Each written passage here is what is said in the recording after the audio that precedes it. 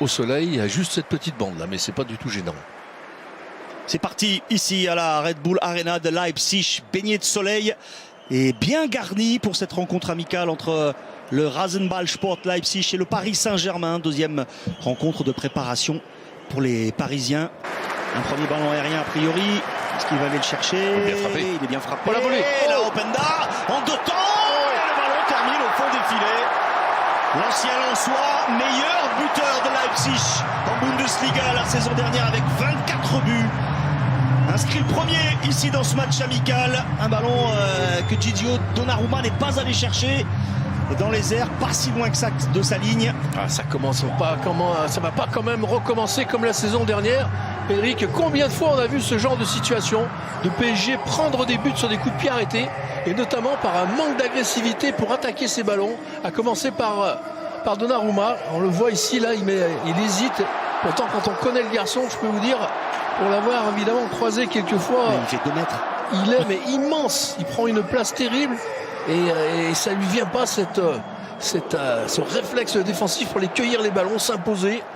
Il devrait y avoir un boulevard devant lui, tellement qu'avec la prestance de son physique, il devrait faire peur à tous les attaquants. Donc ça veut dire qu'il y a encore, on est le 10, ça fait 12 jours, donc ils sont encore dans la phase de préparation. Centre de Lille, la tête au-dessus de Randal Kolo Muani, dans son dos Asensio, convoitait peut-être ce ballon. Il le dit à son coéquipier, j'arrive à lancer dans ton dos. Oui, mais enfin bon, là on va pas lui reprocher à Kolo Muani, à son déplacement il est bon, le centre il est rentrant dangereux de Lille, regardez, il va revenir pied gauche. Donc là il peut pas, déjà il peut pas savoir qu'il est dans son dos, parce qu'il le voit pas. Asensio ne se manifeste pas non plus, et puis c'est pas si net que ça, hein. Non. Ce qui n'a pas déplu d'ailleurs à Luis Enrique de travailler vraiment à la maison, sans faire de tournée en Asie ou aux États-Unis. En première intention, Kolo Muani, il ouvre pas trop le pied, pardon. Randal Kolo Muani peut-être surpris parce que ce ballon est passé entre des jambes adverses. Après cette accélération, je crois que c'est Lee là-bas. Il a été touché. Légèrement touché au premier poteau. Il est surpris. Oui, voilà, il est dévié. Donc, dessus. Attention à ce contre avec Xavi. Il y a Openda dans l'axe, Xavi face à Pacho. Xavi va tenter le 1 contre 1, ouvrir le pied bien joué de Gigio Donnarumma. Il est resté sur ses pieds. 25 degrés. On revoit ici là. Au soleil il fait plus chaud. On revoit le bel arrêt du pied. Ouais, là, regardez, hop, extérieur tout de suite. La deuxième touche pour se mettre sur son appui. Mbaye va vite, il arrive à passer, il s'est retourné. C'est la qualité principale de ce jeune garçon. Il va défier Zeywald, revient dans l'axe, la frappe, celle-là, elle est déclenchée. Elle est déclenchée par Ibrahim Mbaye, même s'il y attendait le ballon à l'opposé. Oui, alors avec ce qu'on lui a reproché justement de ne pas vouloir frapper, on ne va pas le faire cette fois-ci. Il a bien fait. Mais il y avait également, effectivement. C'est en 2007. Là, il est contré par Joao Neves.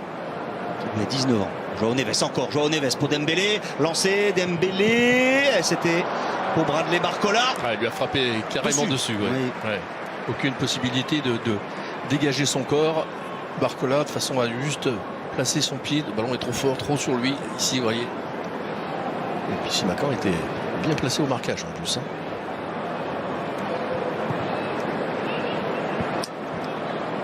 Le ballon dans les pieds de Donnarumma. Et la Nash.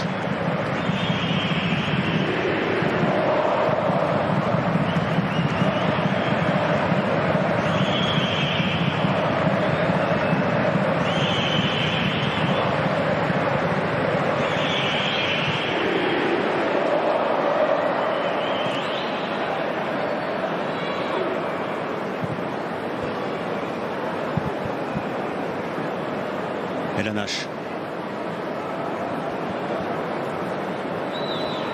Le futur adversaire du Paris Saint-Germain, le Havre, est mené désormais 4-0 dans son match de préparation face à Bochum.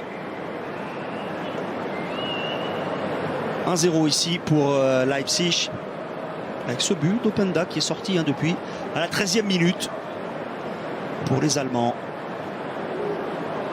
On va changer le jeu d'attaque avec Šeško et André Silva. Gonzalo Ramos, l'égalisation.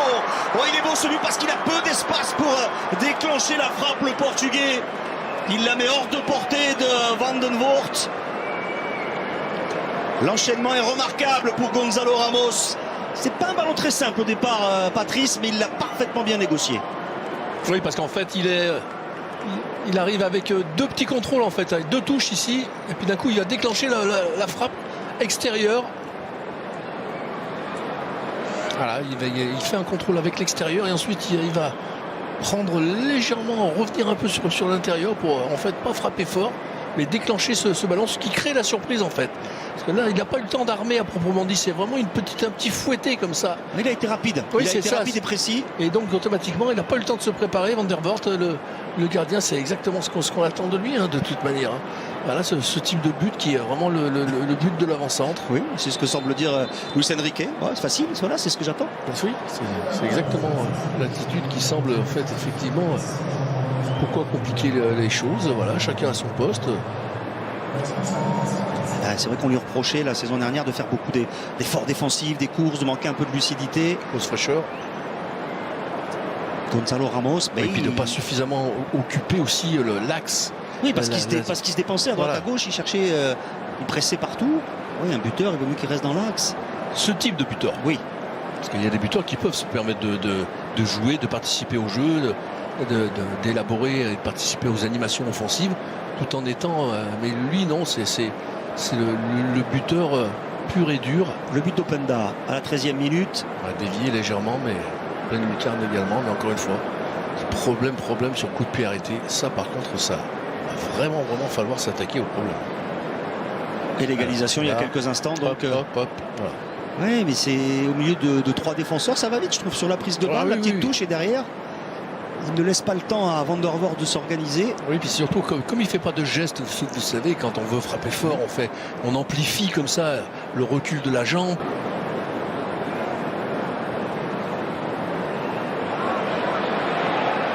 Bornache est dépossédé du ballon par Šeško. Le retour de Marquinhos, il freine le Slovène et il arrive à le contrer. Marquinhos, 12e saison au Paris Saint-Germain, fait figure de meuble hein, dans la maison parisienne. Marquinhos, il est présent là pour freiner dans un premier temps et contrer ensuite l'attaquant de Leipzig. Ouais, vraiment qu'il soit très vigilant, LNH, sur cet aspect-là du jeu. Vous avez vu encore comme un...